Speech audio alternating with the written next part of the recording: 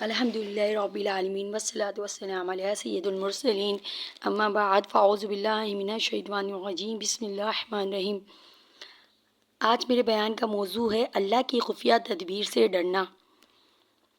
اللہ کی خفیہ تدبیر سے ڈرنے کی تعریف اللہ عز و جل کے پوشیدہ افعال سے واقع ہونے والے بعض افعال کو اس کی خفیہ تدبیر کہتے ہیں، اور اس سے ڈرنا اللہ کی خفیہ تدبیر سے ڈرنا ہے۔ آیت مبارکہ اللہ عز و جل قرآن پاک میں ارشاد فرماتا ہے، ترجمہ کنز ایمان، کیا اللہ کی خفی تدبیر سے نڈر ہیں؟ تو اللہ کی خفی تدبیر سے نڈر نہیں ہوتے مگر تباہی والے۔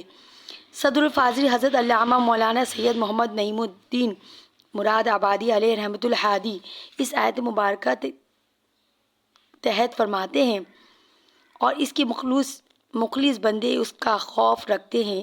ربیع بن قاسم کی صاحبزادی نے ان سے کہا، کیا سبب ہے؟ میں دیکھتی ہوں کہ سب لوگ سوتے ہیں اور آپ نہیں سوتے۔ فرمایا، اے نور نظر، تیرا باپ شب کو سونے سے ڈرتا ہے، یعنی یہ کہ غافل ہو کر سو جانا کہیں سبب غضب نہ ہو، سبب عذاب نہ ہو۔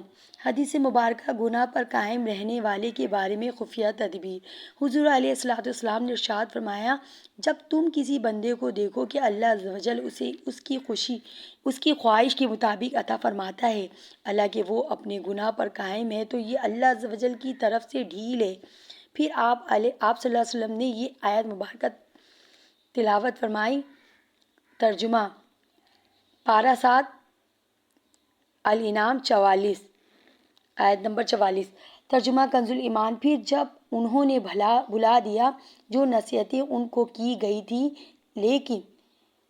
تھی، ہم نے ان پر ہر چیز کے دروازے کھول دیے، یہاں تک کہ جب خوش ہوئے اس پر جو انہیں ملا تو ہم نے اچانک انہیں پکڑ لیا، اب وہ آس ٹوٹے رہ گئے۔ اللہ کی خفیہ تدبیر سے ڈرنے کا حکم۔ اللہ عز و جل کی رحمت پر بھروسہ کرتے ہوئے گناہوں پہ مستغرق ہو جانا اور اللہ عز و جل کی خفیہ تدبیر سے بے خوف ہونا کبیرہ گناہ ہے، لہٰذا ہر مسلمان پر اللہ عز و جل کی خفیہ تدبیر سے ڈرنا واجب ہے۔ اللہ عز و جل کی خفیہ تدبیر سے پناہ۔ حضرت سیدنا قاسم بن محمد بن ابو بکر علیہ رحمۃ الکبیر رحمۃ اللہ اکبر سے منقول ہے کہ جنگ قدیسہ کے بعد حضرت سیدنا سعد بن ابی وقاص رضی اللہ تعالیٰ عنہ نے امیر المومنین خلیفۃ المسلمین حضرت سیدنا عمر بن خطاب رضی اللہ تعالیٰ عنہ کی طرف کسریٰ یعنی ایران کے بادشاہ کی تلوار، قمیص، تاج، پٹکا اور دیگر اشیاء بھیجے۔ آپ رضی اللہ تعالیٰ عنہ نے ان لوگوں کی طرف دیکھا تو ان میں حضرت سیدنا سراقہ بن مالک بن جوشم مدلجی رضی اللہ تعالیٰ عنہ بھی موجود تھے۔ وہ بہت طاقتور اور طویل القامت تھے۔ آپ رضی اللہ تعالیٰ عنہ نے فرمایا، اے سراقہ، اٹھو اور یہ لباس پہن کر دکھاؤ۔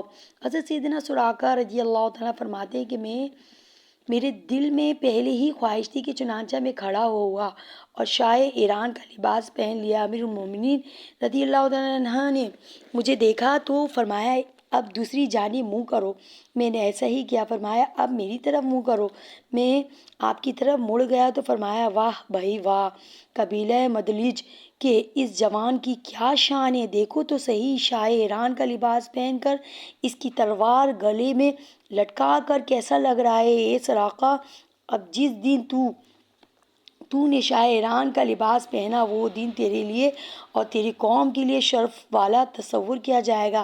اچھا، اب یہ لباس اتار دو۔ پھر امیر المومنین حضرت سیدنا عمر فاروق اعظم رضی اللہ تعالیٰ عنہ بارگاہ خداوندی عز و جل میں اس طرح عرض گزار ہوئے، اے میرے پاک پروردگار عز و جل، تو نے اپنے نبی اور رسول صلی اللہ تعالیٰ علیہ وسلم کو اس دنیاوی مال سے منع فرمایا، حالانکہ وہ تیری بارگاہ میں مجھ سے کہیں زیادہ محبوب ہیں اور مجھ سے بہت زیادہ بلند و بالا ہیں۔ پھر تو نے امیر المومنین حضرت سیدنا ابو بکر صدیق رضی اللہ تعالیٰ عنہ کو بھی اس مال سے منع فرمایا، حالانکہ وہ تیری بارگاہ میں مجھ سے بھی زیادہ بلند مرتبے والے ہیں، پھر تو نے مجھے مال عطا فرمایا۔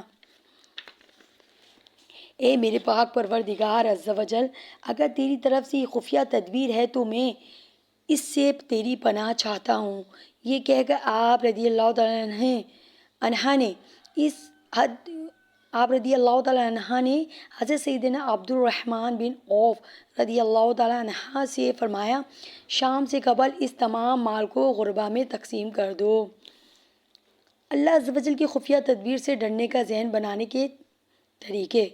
انبیاء اور اولیاء کرام علیہ السلام کے احوال پر غور کرنا چاہیے۔ اللہ عز و جل کی خفیہ تدبیر سے انبیاء کرام علیہ السلام، فرشتے، اولیاء کرام بھی خوف زدہ رہتے ہیں۔ اللہ عز و جل کے نبی اور فرشتے معصوم ہیں، ان سے اللہ تعالیٰ کی نافرمانی ممکن نہیں، جبکہ ہم سراپا خطا ہیں۔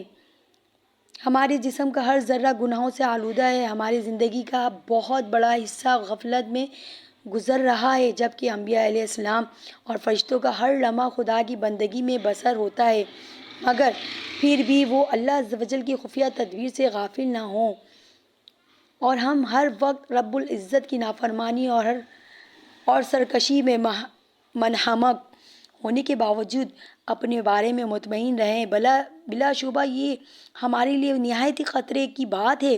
ہمیں ہر وقت اللہ عز و جل کی خفیہ تدبیر سے ڈرتے رہنا چاہیے۔ چنانچہ منقول ہے کہ سرکار مدینہ صلی اللہ تعالیٰ علیہ وسلم اور حضرت سیدنا جبریل امین علیہ السلام اللہ عز و جل کے خوف سے رو رہے تھے۔ اللہ عز و جل نے وحی فرمائی کہ تم دونوں کیوں رو رہے ہو، حالانکہ میں تمہیں امن دے چکا ہوں۔ عرض کی، اے اللہ عز و جل، تیری خفیہ تدبیر سے کون بے خوف ہو سکتا ہے؟ برے خاتمے کا خوف کیجیے۔ ہر مسلمان کو برے خاتمے سے ڈرنا چاہیے کہ برے خاتمے کا خوف دل میں بٹھانے سے اللہ عز و جل کی خفیہ تدبیر کا خوف بھی دل میں بیٹھ جائے گا۔ اور کوئی بھی اپنی موت کے معاملے میں کیسے مطمئن ہو سکتا ہے، کیونکہ کوئی شخص اس بات سے واقف نہیں کہ اس کا خاتمہ ایمان پر ہوگا یا کفر پر، اور انسان کی پوری زندگی کا دارالمدار خاتمے پر ہی ہے۔ اس لیے اگر کوئی شخص ساری زندگی کفر پر رہا مگر موت سے چند لمحے پہلے سے اسے ایمان کی دولت نصیب ہو گئی تو وہ بامراد اور کامیاب ہو گیا۔ اور جو شخص ساری زندگی اسلام پر رہا، خوب عبادت اور ریاضت کرتا رہا، لیکن مرنے سے کچھ دیر قبل معاذ اللہ کافر و مرتد ہو گیا تو ایسا شخص تباہ و برباد اور ہمیشہ کے لیے نار جہنم کا مستحق ہے۔ برے خاتمے کا معاملہ تو اتنا نازک ہے کہ اللہ عز و جل کے معصوم نبی بھی اس سے خوف زدہ رہتے تھے۔ اگرچہ اللہ عز و جل کے فضل سے ان کا ایمان محفوظ تھا، مگر پھر بھی وہ اس بارے میں بے حد متفکر رہا کرتے تھے۔ چنانچہ حضرت سیدنا سہیل بن عبداللہ تستری رحمۃ اللہ علیہ فرماتے کہ خواب میں خود کو میں نے جنت میں پایا، جہاں میں 300 انبیاء کرام علیہ السلام سے ملاقات کی اور ان سب سے یہ سوال کیا کہ آپ حضرات دنیا میں سب سے زیادہ کس چیز سے خوف زدہ تھے؟ انہوں نے جواب دیا، برے خاتمے سے۔ گزشتہ لوگوں کے واقعات پہ غور کیجیے۔ اللہ عز و جل کی خفیہ تدبیر سے متعلق بہت سے واقعات اسلامی کتاب میں بیان کیے گئے ہیں، جن میں سے ایسے لوگوں کا تذکرہ ہے کہ جنہوں نے اپنی ساری زندگی عبادت اور ریاضت میں گزاری، مگر اللہ عز و جل نے کسی خاص گناہ کے سبب ان کے گرفت فرما لی اور ان کا بہت بھیانک انجام ہوا۔ خود اللہ عز و جل نے قرآن مجید میں بلعم بن باورہ کے بارے میں بیان فرمایا، یہ بہت عابد و زاہد مستجاب الدعوات تھا، مگر جب اس نے اپنی قوم کے کہنے پر اللہ عز و جل کے نبی حضرت سیدنا موسیٰ علیہ السلام کے لیے بد دعا کی تو اللہ عز و جل نے اس سے ایمان و معرفت کی دولت چھین لی اور یہ کفر پر مرا۔ اسی طرح اور بھی بہت سے واقعات ہیں جن کے مطالعہ کرنے سے بندے کے دل میں اللہ عز و جل کی خفیہ تدبیر کا خوف پیدا ہوتا ہے۔ اللہ عز و جل کی بے نیازی پہ غور کیجیے۔ انسان اپنے عمل سے اللہ تعالیٰ کی ذات کو نہ نفع پہنچا سکتا ہے نہ نقصان۔ اللہ عز و جل کی ذات بے نیاز ہے، اس کے حکم میں کوئی دخل اندازی نہیں کر سکتا۔ وہ جس کی پکڑ کرنا چاہے اسے کوئی چھڑا نہیں سکتا۔ بندہ چاہے جتنی نیک اعمال کر لے مگر اس کی بخشش یقینی نہیں۔